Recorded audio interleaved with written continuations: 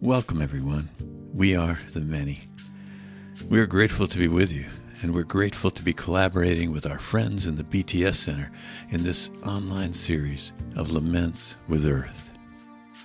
Spring is beginning here in Chicago, a season for resurrection, new beginnings, a time Matthew Fox calls via transformativa, when we're reminded of our calling to be partners in transformation with God and with creation.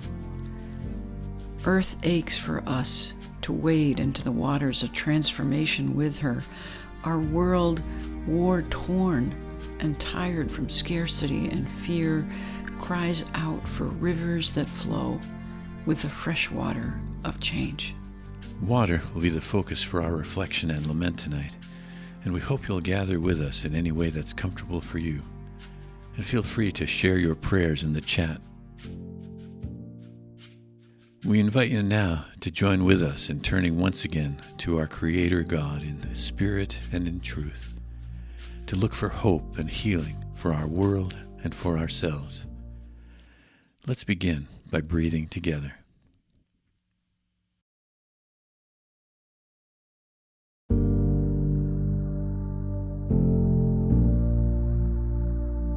Come in and breathe. Come in and just be. Breathe.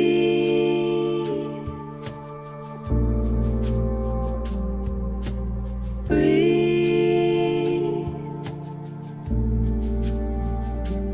If you need to pray,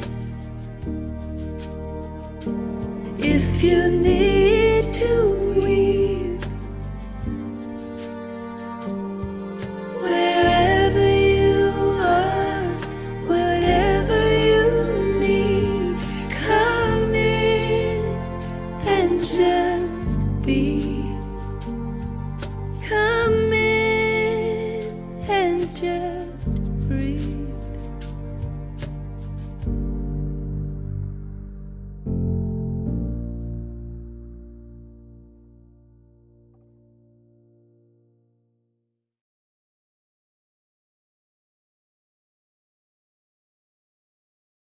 A reading from Genesis 1.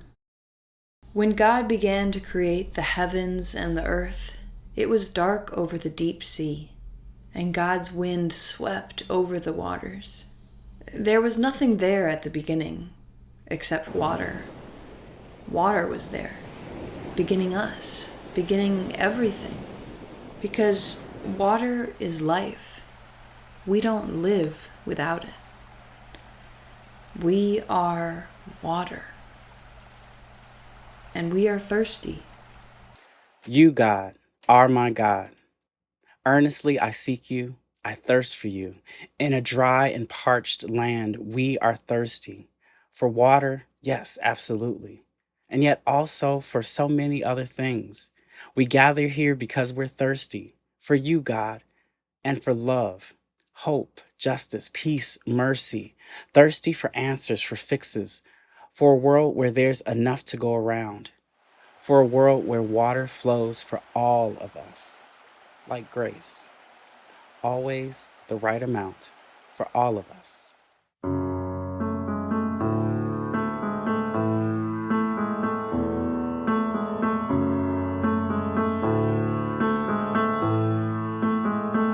Things are broken here, things are shared.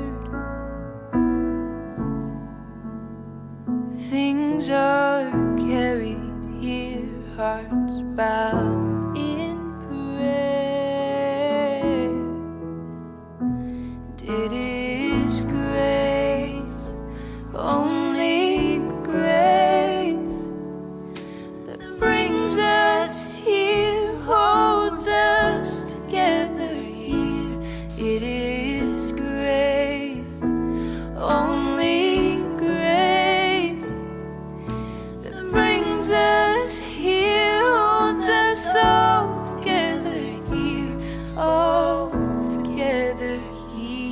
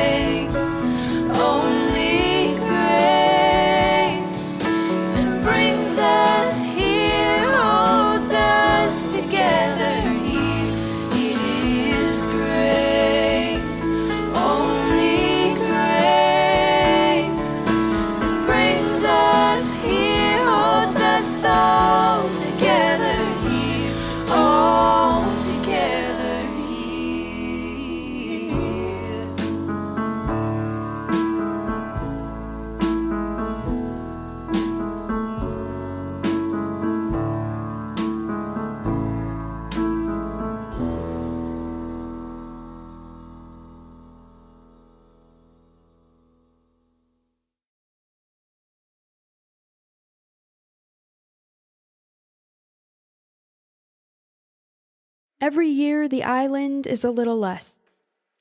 Look, my father would tell us. Can you see where the waves reach? One day all of this will sink beneath the sea. Standing in front of the ocean as a child, then a teenager, and then an adult, I was always possessed of the feeling of potent destruction contained in the waves, in the enormity of what was to come. With the rising seas and temperatures, this moment now urged on by human folly will come too soon. There was a moment when it did come, when a tsunami overpowered the island. I take a boat ride out to the town I'm visiting. After the impact of the tsunami of 2004, Sri Lanka became the first country to protect its mangrove forests. These ancient mangroves are legally protected due to their carbon-storing superpowers and for the lives that thrive within their roots. As our boat travels through, I see monkeys, herons, gulls, even a monitor lizard.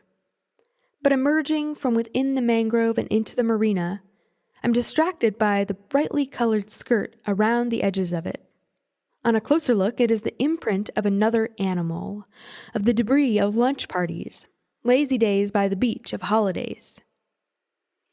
I point to it and ask the boatman, "What is this? This is protected. Doesn't the council clean it?" Yes, weekly, sometimes monthly, but the waste from the beaches is pulled out with the tide and it gathers at the roots and it stays there. You have to stop the litter on the beach. All at once I see the island sinking under a wave of detritus, a swirl of brightly colored papers festooned with a plethora of names. Nestle, Pepsi, Coca-Cola, Heinz, Cargill's, Cadbury. What, then, is theology for an island where rising seas mean furious deaths? Where the beaches choke with plastic and paper and glass? Where manufactured port cities add to rising heat? There is a need, here and globally perhaps, for a theology of weeping, or for weeping to form the focus of our prayers. Weeping as a decolonizing action. In grief and in mourning we become unsettled and begin to rethink the world as we know it.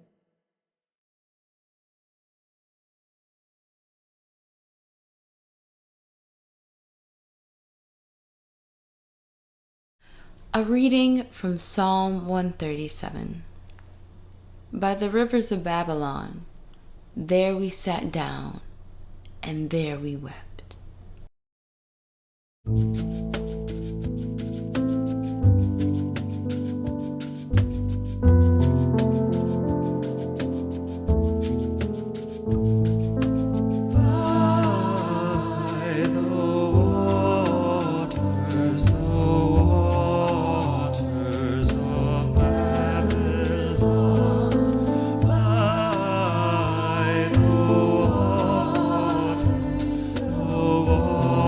Waters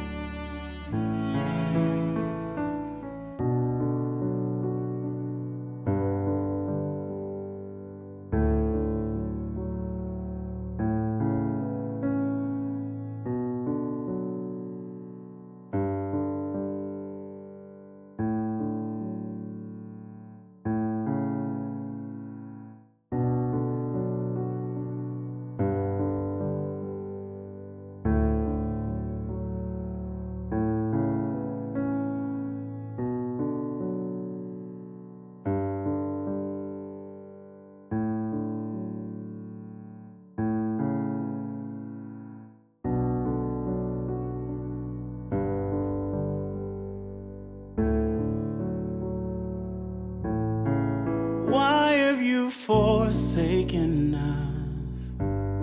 Where have you gone? Why have you forsaken us? How can we go on? There's a woman who's lost her child, and a man who's lost his way. There's a boy who's keeping it inside, and a girl who cannot pray. Why have you forsaken us? Where have you gone? Why have you forsaken us? How can we go on? We search for your face, search for your grace. We want to follow your way. Why have you forsaken us? Where have you gone? There's a man who says he cannot breathe, and another with a gun. There's a family who's left everything, just exiles on the run. Why have you forsaken us? Where have you gone? Why have you forsaken us? How can we go on? We search for your face, search for your grace. We want to follow your way. Why have you forsaken us? Where have you gone? There's a man forsaken on a cross, body broken in two. There's a God hanging on a cross who feels it all too, crying with us, dying with us, praying with us,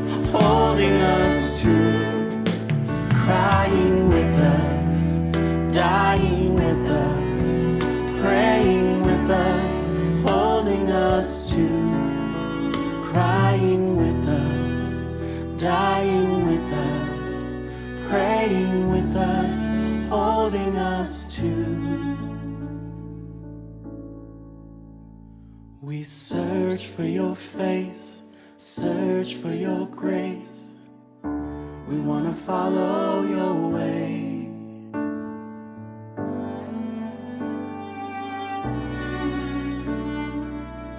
We want to follow your way.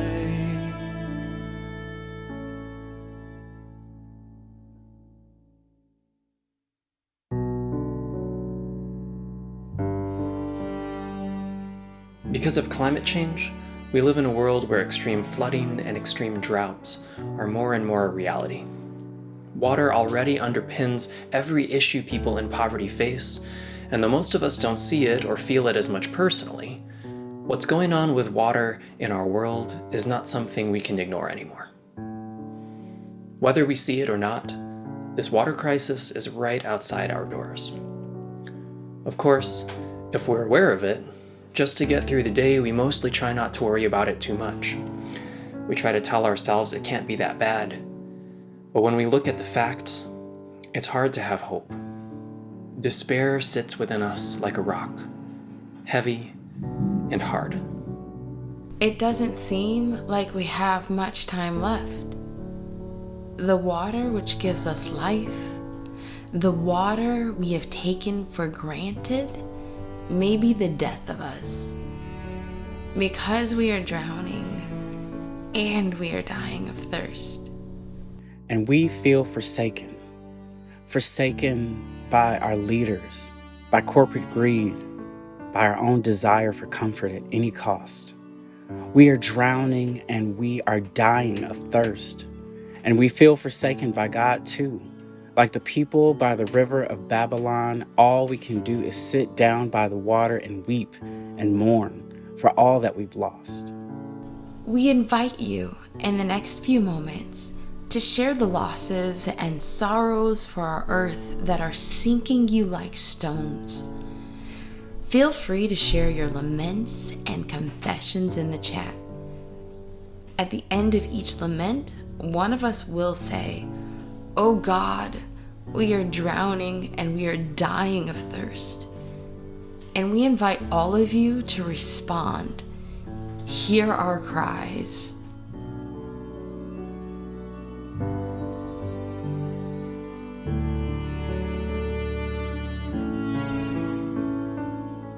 O God, we cry out to you for a world that's underwater more and more each day, drowning in too much water, from floods that devastate and destroy homes and lives and habitats of millions and millions and millions of your creation, plants, animals, people.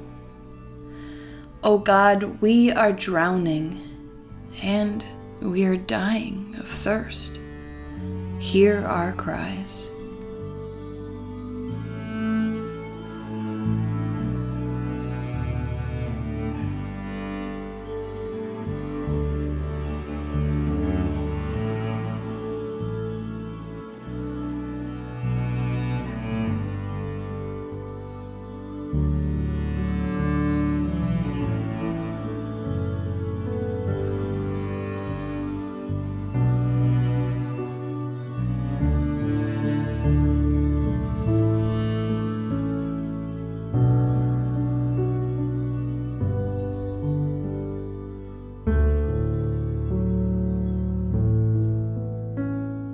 O God, we cry out to you for this climate-changed world where the rains don't come and the crops dry up and the number of refugees of rain scarcity grows. We cry out for a world where there is less and less water to go around and where water is quickly becoming more precious than most people will be able to afford. And we don't know what to do to fix it.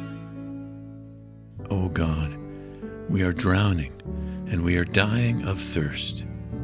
Hear our cries.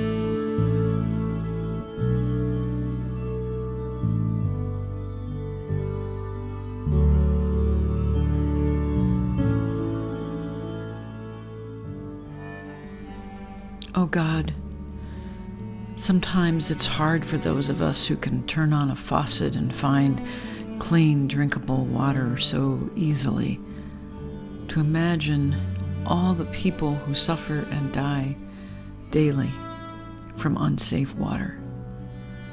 God, we cry out for them, and we cry out for the women and girls who around the world bear most of the burden of collecting water, a difficult and dangerous task that keeps them from earning a living, starting a business, or going to school. Oh God, we are drowning and we are dying of thirst. Hear our cries.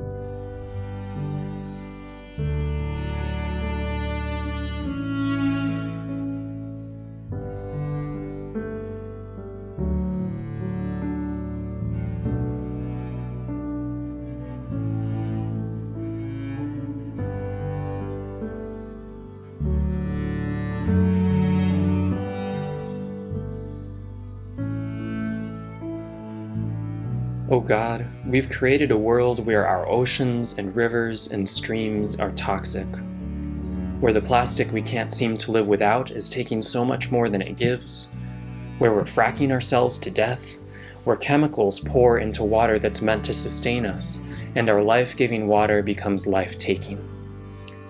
And God, we confess we've all had a part in harming this creation you've given us, and we feel powerless to stop it. Forgive us for the despair that tells us to look the other way. O God, we are drowning and we are dying of thirst. Hear our confessions and our cries.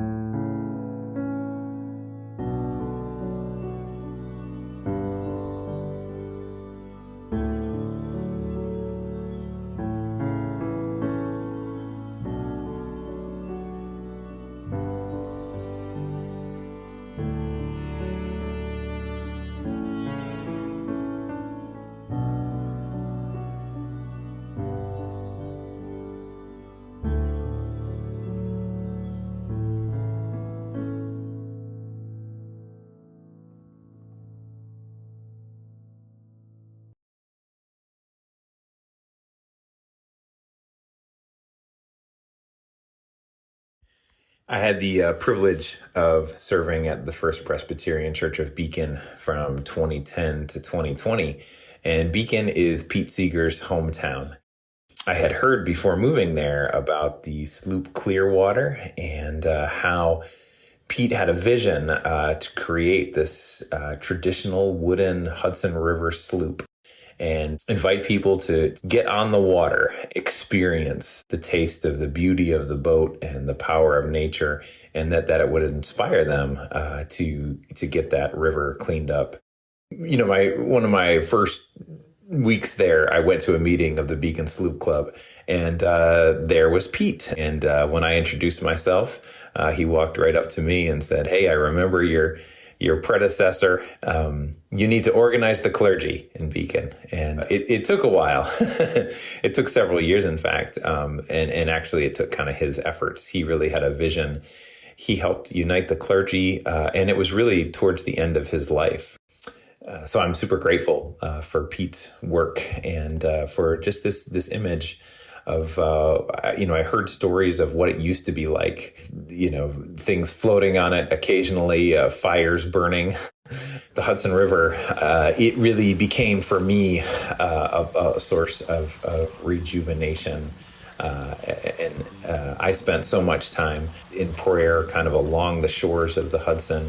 And often when I was out there, I would see the Clearwater taking folks out and giving them a taste of the beauty of creation and the importance of taking care of what we've been given. Somos el barco, somos el mar, yo navego en ti, tú navegas en mí. We are the boat, we are the sea. I sail in you sail in me.